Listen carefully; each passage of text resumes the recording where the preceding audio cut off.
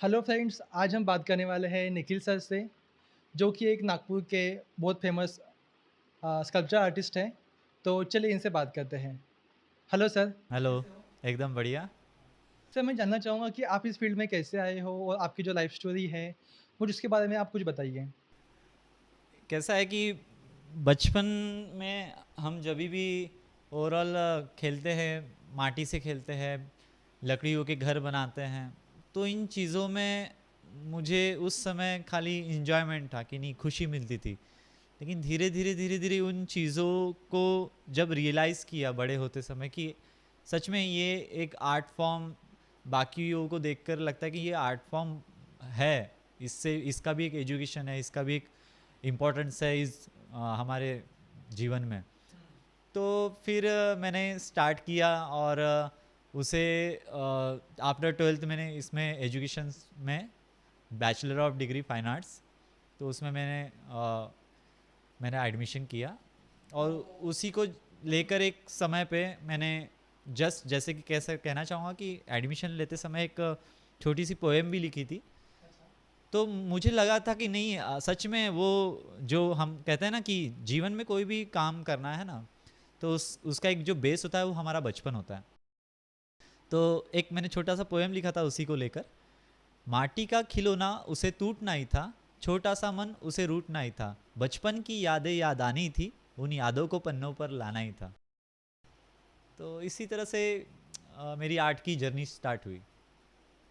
तो सर, आप इस फील्ड में आए थे, तो आपका क्या बचपन से सपना था कि आपको स्कल्पचर आर्टिस्ट बनना है या कुछ अलग ड्रीम था आपका?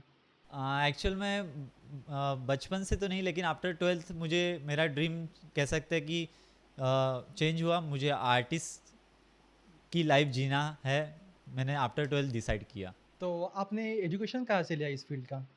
यहाँ मेरा education bachelor of fine arts हुआ है सिस्पा, central India school of fine arts से। अच्छा। जी। तो जैसे अगर न्यू स्टूडेंट्स जो है जिनको इस फील्ड में आना है, तो उनके लिए आप क्या सजेशन दोगे कि इस फील्ड में आने के लिए क्या-क्या करना चाहिए? और कौन से प्रैक्टिस करनी चाहिए? क्योंकि स्कल्पचर जो है, वो उतना ईज़ी नहीं है, थोड़ा हार्ड है वो। तो उसके लिए क्या तैयारी होनी चाहिए? और जो एग्ज़ाम होती है, तो उसके लिए क्या तैयारी करनी चाहिए? एक्चुअल में कैसा है ना कि एंट्रेंस एग्ज़ाम एक होती है आफ्टर ट्वेल्थ के बाद, एक छोटी सी एंट्रेंस एग्ज़ाम होती है जो कि और ओवरऑल सभी क्वालिफाइड कर ही लेते हैं उनकी क्षमता के हिसाब से। तो उसमें एंट्रेंस एग्ज़ाम के बाद आपका रैंकिंग देखा जाता है कि ये लड़का सच में अच्छा है, इसका ओवरऑल जिसमें इंटरमीडिएट एलिमेंट्री आपको पता ही होगा, तो वो एग्ज़ाम हमें देनी पड़ती है। हाँ, हाँ। और उसी के बेसिस पे हम एग्ज़ाम दे सकते हैं, और वो अगर आपने क्रैक कर ली तो देन आप इजीली वहाँ पे बैचलर ऑफ फाइन आर्ट्स के लिए कैपेबल हो जाते हैं। मतलब कि कोई भी फील्ड का इंसान जैसे आर्ट, कॉमर्स या साइंस, यस यस यस। कोई भी फील्ड का इंसान इस फील्ड में आ सकता है, बिल्कुल बिल्कुल। जिनका इंटरेस्ट है वो। बिल्कुल सभी यहाँ पे आ सकते हैं। और बाद में आपका जब डिग्री खत्म हो गया, उसके बाद में आपने आगे में क्या एक्चुअल किया में फिर? आफ्टर ट्वेल्व बैचलर डिग्री जब हुआ मेरा, तो हाँ। मैंने मास्टर डिग्री किया शांति निकेतन वेस्ट बंगाल से, रविंद्रनाथ टैगोर का वहाँ पे कॉलेज है। अच्छा। बहुत ही सुंदर है, कभी आप जाके देखिएगा, बहुत ही प्यारा है। और वहाँ पर ओवरऑल हमें पेड़ों के नीचे हाँ। सिखाया जाता है। हमारा वहाँ पे ओवरऑल हमारा एजुकेशन जो कहते हैं ना, थ्योरी पेपर्स भी होते हैं, तो पेड़ों के नीचे होते हैं। रीज़न क्योंकि रविंद्रनाथ टैगोर का वो कल्चर था अच्छा। कि उन्हें विद्या पेड़ों के नीचे ही लेना पसंद था। राइट। तो बहुत सुंदर वहाँ का एटमॉस्फेयर है। और इस फील्ड के लिए हम जो स्कल्पचर के लिए जो मिट्टी यूज़ करते हैं, वो कौन-सी मिट्टी होती है?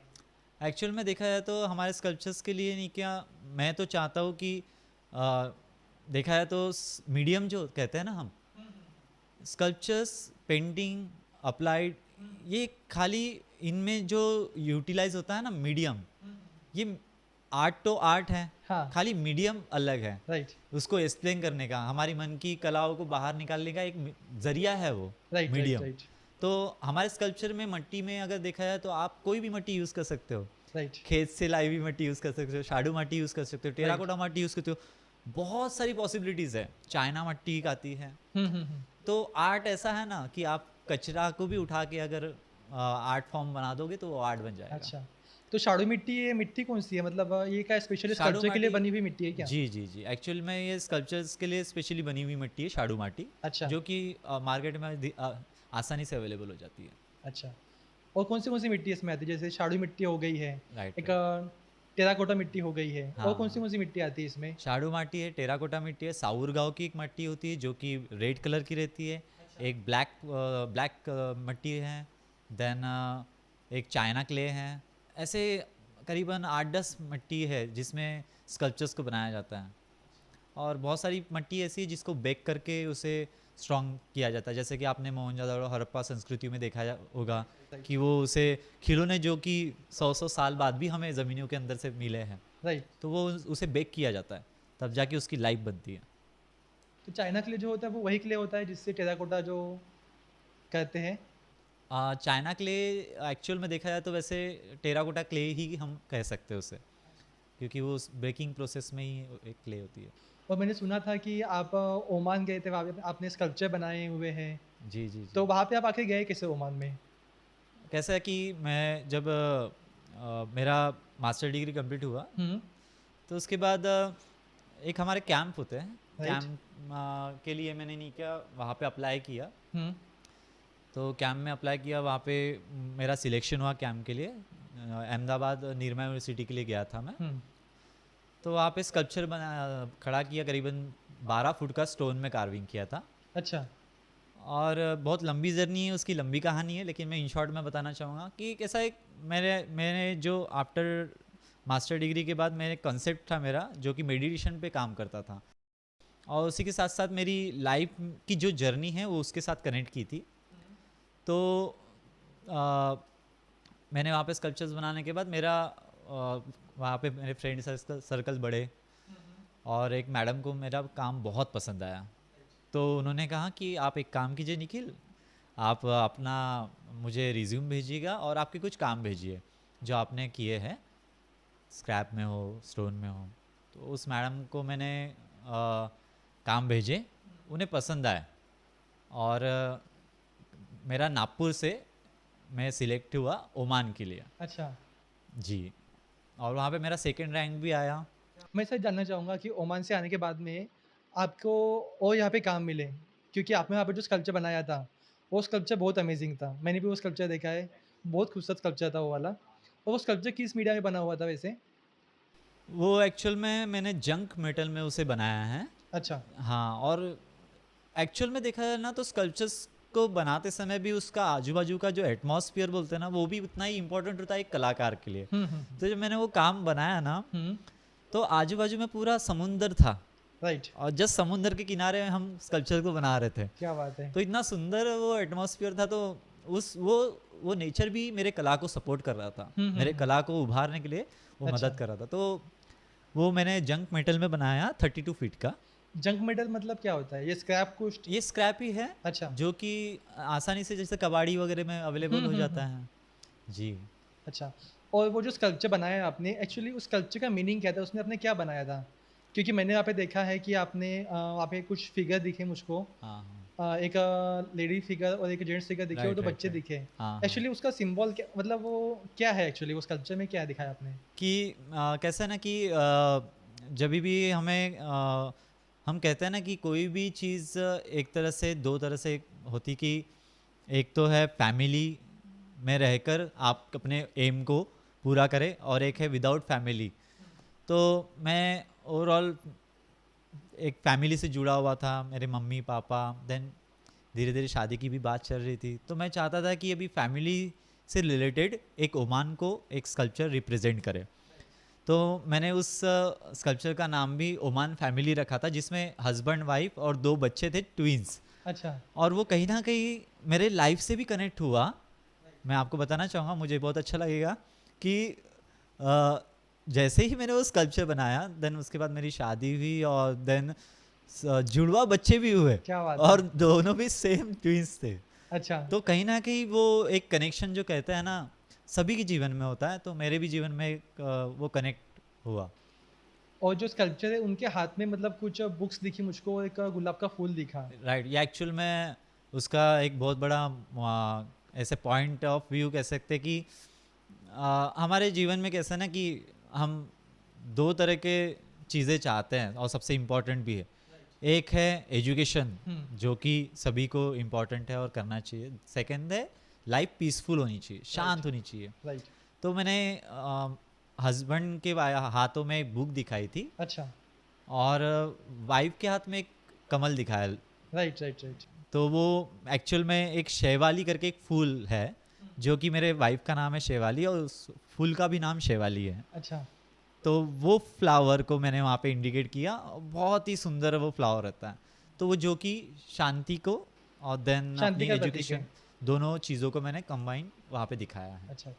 शांति निकेतन में नहीं क्या, जैसे कि BFA यहाँ पे हुआ स्कल्पचर में, तो बहुत से कह सकते हैं कि एजुकेशन बहुत अच्छा था, मेरे यहाँ पे गुरु भी अच्छे थे, लेकिन कुछ बहुत सारी चीज़ें ऐसी बांधी हुई थी, कॉम्पैक्ट थी यहाँ पे, यानी उतना एटमॉस्फेयर खुला नहीं था। हम्म। लेकिन जब शांति निकेतन में गया ना, तो वहाँ पे फ्रीडम देखा जाए तो बहुत अच्छा था अच्छा। काम करने के हिसाब से। और बाकी ओवरऑल आर्ट के लिए डिस्कशंस हो, दादा लोगों के साथ में बहुत सारी चीज़ें हमने शेयर की, बहुत कुछ वहाँ पे और भी अच्छी तरह से आर्ट के बारे में हमें पता चला। तो देखा जाए ना, लाइफ में कभी भी हॉस्टल लाइफ ये होनी चाहिए, मुझे ऐसा लगता है। राइट। क्योंकि तब जाके एक इंसान को उसका बेस मिलता है। खाली ऐसे नहीं कि वो जैसे क्योंकि डॉक्टर हो तो डॉक्टर की पढ़ाई करे तो बेस्ट ना, डॉक्टर की पढ़ाई के साथ साथ उसे बेसिकली जितनी भी सारी चीज़ें हैं जो करना पड़ता है, जिसके लिए हम कुछ लोगों को हायर करके अपने घरों में रखते हैं, जैसे कि पोछा हो गया, कपड़े धोना हो गया। लेकिन अगर हॉस्टल लाइफ जिसने जी लिया ना, वो बंदा सच में बहुत अच्छा बेस उसका बन जाता है अच्छा। और वो अच्छा काम कर सकता है, मुझे ऐसा लगता है। सर, आपने जो एजुकेशन लिया है स्कल्पचर फील्ड में, तो आखिर कितने साल का एजुकेशन होता है इसका? एक्चुअल में बैचलर ऑफ फाइन आर्ट्स 4 साल का रहता है, then master degree of fine arts 2 साल का रहता है। अच्छा। जी, ओवरऑल इसका एजुकेशन देखा जाए तो 6 साल का है। 4 साल में मतलब ऐसा क्या सिखाते हैं, या स्टेप बाय स्टेप, जो first year, second year, third year? हाँ, इसमें कैसा है ना कि फर्स्ट ईयर में ये कॉमन रहता है, जिसमें हमें applied art, painting, sculpture, graphic design, ऐसे करीबन 4-5 मीडियम में हमें फर्स्ट ईयर कॉमन बेसिस पे सिखाता है, सारी चीज़ें सिखाते हैं उसमें फर्स्ट ईयर में। फर्स्ट ईयर में, जो कि कॉमन होता है और सभी को ज़रूरत भी है उन चीज़ों की। देन सेकेंड ईयर से नहीं क्या, हमें स्पेसिफिकली उस फील्ड का हमें नॉलेज देते हैं जिस फील्ड में हमें जाना है। तो सेकेंड ईयर से मैंने स्कल्पचर चॉइस किया। अच्छा। और वहाँ पे फिर और हम जो एजुकेशन स्कल्पचर बनाते हैं, जैसे आप जो स्कल्पचर बनाते हैं, तो वो स्कल्पचर के मतलब फील्ड कौन से जैसे मैंने देखा है कि जो म्यूरल होता है, वो म्यूरल एकदम वॉल के ऊपर होता है, तो वो कुछ अलग स्कल्पचर है, और हम जो 3D स्कल्पचर देखते हैं वो अलग जी स्कल्पचर बिल्कुल, है। जैसे कि वॉल वाले जो म्यूरल्स रहते हैं उसे एक्चुअल में एम्बोजिंग म्यूरल्स कह सकते हैं, जो कि low embossing, medium embossing, high embossing, ऐसे 3-4 इसमें डिफाइन कर सकते हैं हम उसे। अच्छा। तो ये जो वॉल म्यूरल्स होते हैं ना, उसमें मोज़ैक भी आता है ना। तो बहुत सारे ऐसे म्यूरल्स के प्रकार हैं। मोज़ैक मतलब क्या होता है? मोज़ैक यानी एक तरह से जो कांच के टुकड़े या टाइल्स के टुकड़े होते हैं, राइट। उसे वो ब्रेक करके दीवालों पे पेस्टिंग करते हैं, जो कि पुरातन कालों से ये कला निखरती आ रही है। अच्छा। और बहुत ही अच्छी है वो मोज़ैक आर्ट। और इसी के साथ साथ अभी हम ओवरऑल इस तरह से म्यूरल्स हम बनाते आ रहे हैं। और देखा जाए 3D स्कल्पचर यानी 4D हम कहे तो ओवरऑल, जैसे कि मेरा स्टैचू, मैं सेंटराइज बैठा हूँ कहीं पे, तो वो चारों तरफ से, चारों जगह से आप देख सकते हो उस काम राइट। को। वो 4D स्टैचू। 4D स्टैचू हो गया वो। जी जी जी। राइट। जैसे हम जो वॉल के ऊपर जो म्यूरल देखते हैं, तो वो म्यूरल कौन से मीडिया में मतलब हम कर सकते हैं, जैसे कि प्लास्टर या कोई अलग मीडिया में होता है, कैसे होता है मतलब वो? म्यूरल की अगर मीडियम देखा जाए तो हम बहुत सारे मीडियम हैं।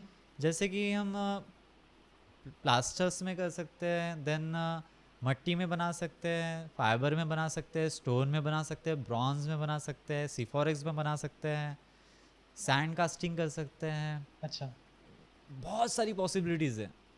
यानी मीडियम मैंने इसके पहले भी आपको कहा था, एक ज़रिया है खाली कला अच्छा। को प्रेजेंट करने का। अगर मैं चाहूँ तो मैं अपनी बॉडी से भी अपने आर्ट फॉर्म को दिखा सकता हूँ। एक्चुअल में मैंने एक परफॉर्म आर्ट भी किया था। अच्छा। जो कि central India school of fine arts के कॉलेज के जस्ट बाहर किया था। तो वो पानी के ऊपर किया था। तो वो मैं बताना चाहूँगा कि एक दिन के लिए मैंने पानी नहीं पिया था उस समय, अच्छा। और उसके बाद परफॉर्म किया। तो पानी की प्यास जो कहते हैं ना, हुँ, क्यूरिसिटी, हुँ। पानी की प्यास लगने के बाद, हुँ, तो वहाँ पे मैंने जैसे एक परफॉर्म आर्ट में एक थोड़ा सा पानी रास्ते पे एक खड्डे में गिरा था, तो हुँ, मैं कुछ ना सोचते हुए वो पानी पीने की कोशिश किया। वो बहुत हुँ, गंदा पानी था, लेकिन प्यास कहते हैं ना कि किसी की भी अ, कोई भी हद तक जा सकती है अगर प्यास लग जाए तो। हुँ। तो वो परफॉर्मेंस आर्ट उसे कहते हैं, तो मैंने उसे वहाँ पे शो किया था एक बार। अच्छा। तो उसमें आपने वो क्या-क्या एक्सप्लेन किया मतलब जैसे आपने बताया अभी कि जी, एक्चुअल मैं खुद अपने बॉडी को लेकर एक परफॉर्मेंस किया, हुँ, और उस पानी की जो हम कहते हैं ना, पानी को बचाओ, हुँ, सेव द हुँ। वाटर, तो उसे मैंने डिस्क्राइब किया कि एक्चुअल में पानी की वैल्यू क्या होती है। Right, right, right.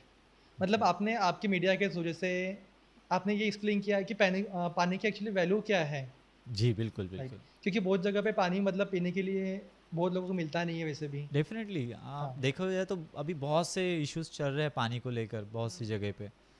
तो मैं चाहता हूँ कि पानी ये हम सही तरह से यूटिलाइज़ करें तो बेहतर होगा। इसी तरह से आर्ट फॉर्म मैंने जो कहा, ये हम डिफरेंट डिफरेंट चीज़ों को आप रिप्रेजेंट कर सकते हो, लोगों को अच्छा एक मैसेज दे सकते हो।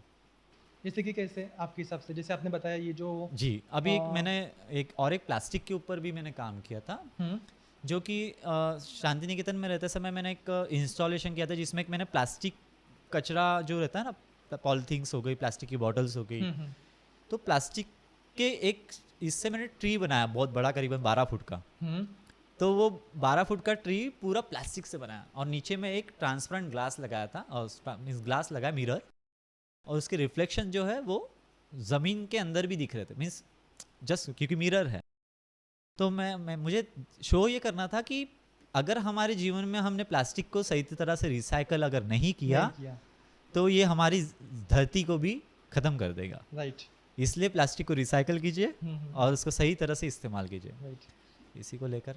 और जैसे कि मैंने देखा है सर कि इसका जो स्क्वायर जो होते हैं, वहाँ पे कुछ स्कल्पचर देखे हैं मैंने। हाँ, तो वो स्कल्पचर आखिर कौन-सी मीडिया में होते हैं?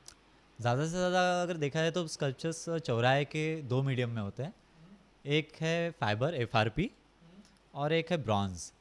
ये 2 मीडियम में ज़्यादा से ज़्यादा ये काम होते हैं। सीमेंट वगैरह या प्लास्टर ऑफ पेरिस में वगैरह? सीमेंट में अभी पहले तो होते थे, अभी थोड़े कम हो गए हैं, नहीं के बराबर है। अच्छा, क्योंकि सीमेंट में डिटेल्स जो रहते हैं वो थोड़े कम आते हैं, अच्छा। जहाँ तक मुझे लगता है। तो इसलिए एफआरपी और ब्रॉन्ज़ बेस्ट है। एफआरपी मतलब फाइबर, फाइबर, फाइबर। जी, ये एक फाइबर एक ऐसा मतलब जैसे प्लास्टिक जो होता है वो प्लास्टिक होता है कि कैसा? नहीं, नहीं, प्लास्टिक अलग हो गया, और ये एफआरपी जो फाइबर कहते हैं, हुँ, हुँ, हुँ। ये रेनफ्लोस प्लास्टिक जो फायर रेजिस्टेंस रहता है, बहुत अच्छा क्वालिटी का। तो अच्छा, इसमें हम ओवरऑल ज़्यादा से ज़्यादा काम करते हैं। मतलब स्कल्पचर क्रिएट करने के लिए एक अलग से मतलब मटेरियल मिलता है, वो मटेरियल है जी, जी, ये फाइबर। केमिकल यानी लिक्विड फॉर्म में रहता है। हुँ, हुँ। इसे हार्डनर कोबाल्ट डाल के ओवरऑल इसको हम अ, बनाते हैं। और जैसे कि हमें अगर कुछ स्कल्पचर बनाना हो, हुँ, हुँ। तो हमारे लिए बेस्ट मीडिया और चीपेस्ट मीडिया कौन-सा रहेगा? बेसिकली देखा जाए तो ये एफआरपी जो कहा मैंने, ये इंडस्ट्रीज मटेरियल है, अच्छा। जो कि पर्टिकुलर बिजनेस पर्पस जो जिनके भी स्टूडियोज़ होते हैं हुँ, हुँ, वो यूज़ करते हैं। और देखा जाए तो एग्जीबिशंस में रहा या फिर आपके कोई शोज़ रहे, उसके लिए भी बेस्ट है। लेकिन ओवरऑल नॉर्मल पर्सन अगर यूज़ करना चाहे हुँ, तो वो अ, कर तो सकता है, लेकिन केमिकल है ना, तो मैं चाहता हूँ कि वो घरों में यूटिलाइज कोई ना करे, क्योंकि बच्चे रहते हैं छोटे छोटे, तो केमिकल से जितना हो सके बच्चों को दूर रखा जाए। और जो स्कल्पचर मैंने देखे हैं बहुत सारे, हाँ, तो कुछ स्कल्पचर ब्रॉन्ज़ मीडिया में भी होते हैं, कुछ स्कल्पचर हाँ, मेटल में भी होते हैं। जी, जी। तो ब्रॉन्ज़ और मेटल मतलब कुछ अलग-अलग है या दोनों मिक्स मीडिया में होते हैं, कैसे होते हैं एक्चुअली वो? ब्रॉन्ज मेटल अगर इसको डिफाइन करना रहा तो हुँ, कैसा है, ब्रॉन्ज यानी जैसे तांबा हम कहते हैं, हुँ, पीतल हो गया, हुँ, तो ये कैसे ब्रॉन्ज में आता है। और जो मेटल अगर कहे तो मेटल में जैसे स्टील हो गया, स्टील मेटल हो गया, गन मेटल हो गया, बहुत सारे डिफरेंट डिफरेंट तरह के पंचधातु हम कहते हैं जिसको, हुँ, जिसमें कोई कोई चांदी सोना भी डालता है, तो वो पंचधातु के भी ऊपर चले जाता है अगर उसको। तो ये धातु जो है ओवरऑल देखा जाए तो है नेचुरल प्रोसेस है, जो हमें धरती से मिलता है, तो ये बेस्ट है। मुझे एक क्वेश्चन ये था कि जो आपके स्कल्पचर जो होते हैं, फाइबर स्कल्पचर और मेटल स्कल्पचर, इनकी ड्यूरेशन कितना, मतलब इनका लाइफ कितना होता है? फाइबर स्कल्पचर का लाइफ जहाँ तक तो अभी मेरी खुद की लाइफ 50 ईयर्स नहीं है, लेकिन मुझे लगता है फाइबर की लाइफ ज़्यादा से ज़्यादा 45 टू 50 होती है, ईयर्स की है। राइट, और ब्रॉन्ज़ की अगर देखा जाए तो ब्रॉन्ज़ की लाइफ लॉन्ग लाइफ है, राइट। करीबन वो 100 साल 200 साल तक रह सकता है। और आपने देखा होगा मंदिरों में कितनी तो भी मूर्तियाँ अभी भी ब्रॉन्ज़ की है जो लाखों साल पहले से अभी भी हमें मिली हुई है। Right, right. तो ब्रॉन्ज़ तो बेस्ट है हमेशा। और दोनों जो स्कल्पचर जैसे फाइबर स्कल्पचर और मेटल स्कल्पचर, इनके कॉस्टिंग में कितना डिफरेंस आता है फिर भी? कॉस्टिंग में डिफरेंस देखा जाए तो कमर्शियल, एज पर कमर्शियल पर्पस वो डिपेंड करता है आर्टिस्ट के ऊपर भी, हुँ, कि उसकी कला जो है उसको वो किस तरह से निखार रहा है। तो ब्रॉन्ज का तो डेफिनेटली वो कॉस्टिंग ज़्यादा ही होता है, 10 टाइम्स ज़्यादा होता है अच्छा, फाइबर से 10 कंपेयर टाइम टू ज़्यादा फाइबर। होता है।